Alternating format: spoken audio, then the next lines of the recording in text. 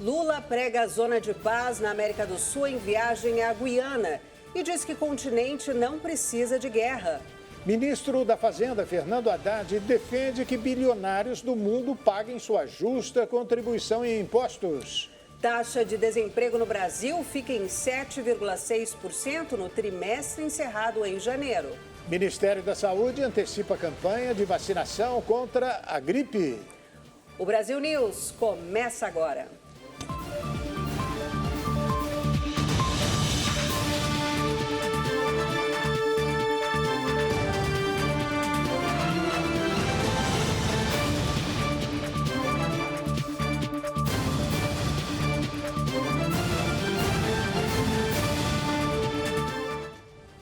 Em coletiva de imprensa, após reunião com o presidente da Guiana, Lula falou sobre o apagão nas relações do Brasil com países latinos, depois do impeachment da ex-presidente Dilma Rousseff, e ressaltou a necessidade de trabalhar para manter uma zona de paz na América do Sul. É preciso trabalhar para manter a paz na América Latina.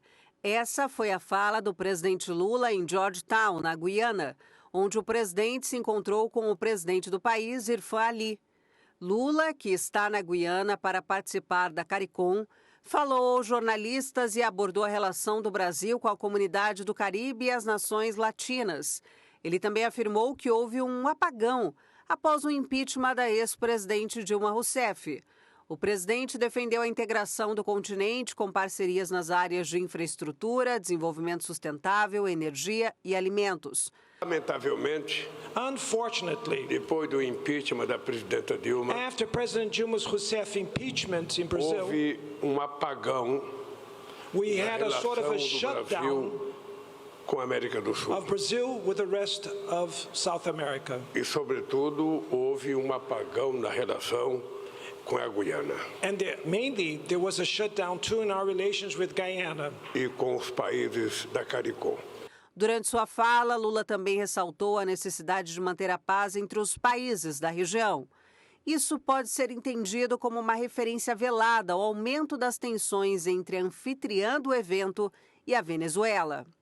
Mas trabalhar intensamente But to work intensively para que a gente mantenha a América do Sul so that we can keep South America como uma zona de paz as no planeta a Terra. peace zone in the planet Earth. Ou seja, nós não precisamos de guerra. We don't need wars.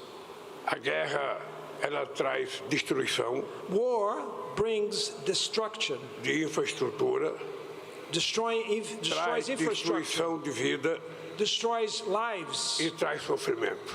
and brings suffering. A paz Peace traz prosperidade, brings prosperity, traz educação, brings education, traz geração de emprego brings job creation, e tranquilidade aos seres humanos. and tranquility to the human beings. Esse é o papel que o Brasil pretende jogar This is the role Na that América do Brazil Sul. intends to play in South e America. no mundo. No fim do ano passado, Nicolás Maduro, presidente da Venezuela, realizou um plebiscito entre seus cidadãos e agora reivindica a região de Essequibo, atual território da Guiana, que também faz fronteira com o Brasil. E o presidente Lula falou nesta tarde que o Brasil é contra a ação de Israel em Gaza, assim como também é contra o Hamas. E ainda falou sobre os conflitos que podem eclodir na América do Sul.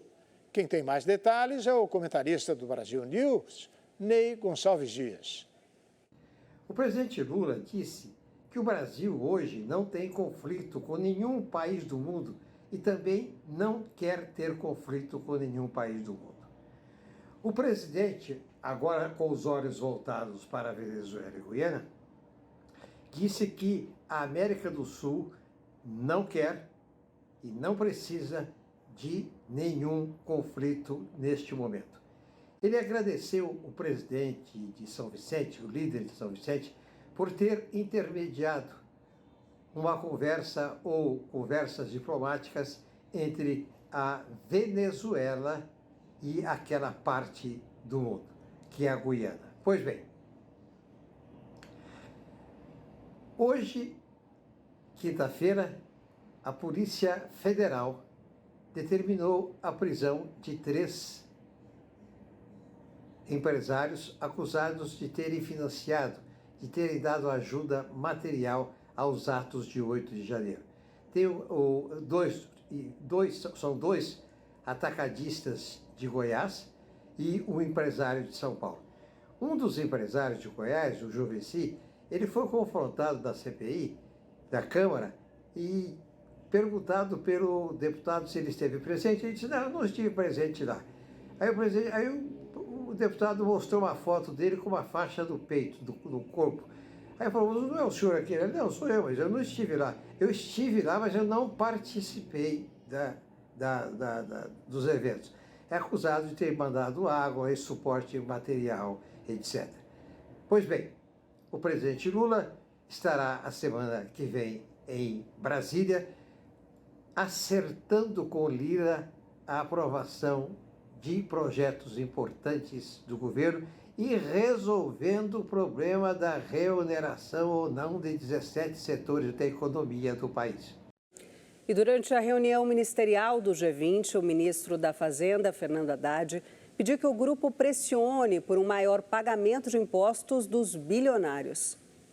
O ministro da Fazenda, Fernando Haddad, pediu nesta quinta-feira que os colegas do G20 elaborem um plano de ação internacional para que os bilionários paguem impostos. Ele afirmou que o Brasil vai buscar elaborar uma declaração do G20 sobre tributação internacional para a próxima reunião ministerial em julho. Apesar dos avanços recentes, é um fato inquestionável que os bilionários do mundo continuam evadindo nossos sistemas tributários por meio de uma série de estratégias. O mais recente relatório do EU Tax Observatory sobre evasão fiscal demonstrou que bilionários pagam uma alíquota efetiva de impostos equivalente a entre 0,5% de sua riqueza. O Brasil recebeu da Índia a presidência rotativa do G20, cujos membros representam 80% da economia global e pressiona para que o grupo coopere na política fiscal em meio a discussões globais sobre a corrida ao abismo, em que alguns países tentam atrair super ricos com impostos muito baixos. O desemprego no Brasil se manteve estável no trimestre de novembro de 2023 a janeiro de 2024. Os números foram divulgados nesta quinta-feira pelo IBGE. O índice de desemprego permaneceu estável no Brasil no trimestre móvel de novembro a janeiro, em 7,6, em comparação com o trimestre móvel de agosto a outubro. Os dados oficiais foram divulgados nesta quinta-feira. Segundo o Instituto Brasileiro de Geografia e Estatística, o indicador apresentou queda em relação ao mesmo período do ano anterior, quando ficou em 8,4%. Mas subiu 0,2 ponto percentual face ao trimestre móvel de outubro a dezembro, quando se situou em 7,4%. A taxa de 7,6% é a menor para um trimestre encerrado em janeiro desde 2015. A população desocupada era de 8.300.000, número também estável em relação ao trimestre móvel agosto-outubro. Já a população economicamente ativa era de 100.600.000 pessoas, com mais de 387 mil ocupadas. O IBGE atribuiu a estabilidade do índice de desemprego à sazonalidade do mercado de trabalho, uma vez que a desocupação diminui no final do ano e aumenta nos primeiros meses do ano seguinte. O salário médio dos trabalhadores no país subiu 3,8% em um ano, chegando a R$ 3.078 por mês.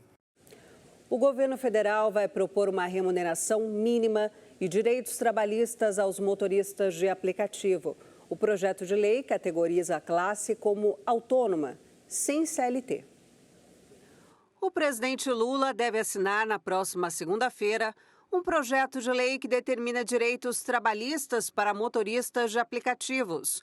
O acordo é negociado pelo Ministério do Trabalho, liderado por Luiz Marinho, e os representantes das empresas de aplicativos no Brasil.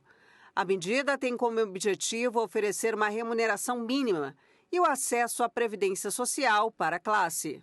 A ideia inicial do presidente era tornar os motoristas seletistas, Mas após a resistência por parte das empresas, o governo voltou atrás.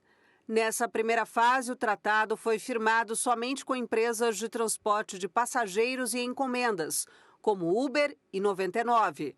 No entanto, ainda não houve uma tratativa para empresas focadas em entregas de comida e no transporte de moto, como iFood e Rappi. Se a lei for aprovada pelos congressistas, os motoristas por aplicativo serão uma categoria autônoma, sem vínculo pela consolidação das leis do trabalho. A seguir, Polícia Federal prende 3 e faz buscas para identificar financiadores dos atos do 8 de janeiro. Campanha de vacinação contra a gripe antecipada para o final de março. O Brasil News volta daqui a pouquinho. Até já.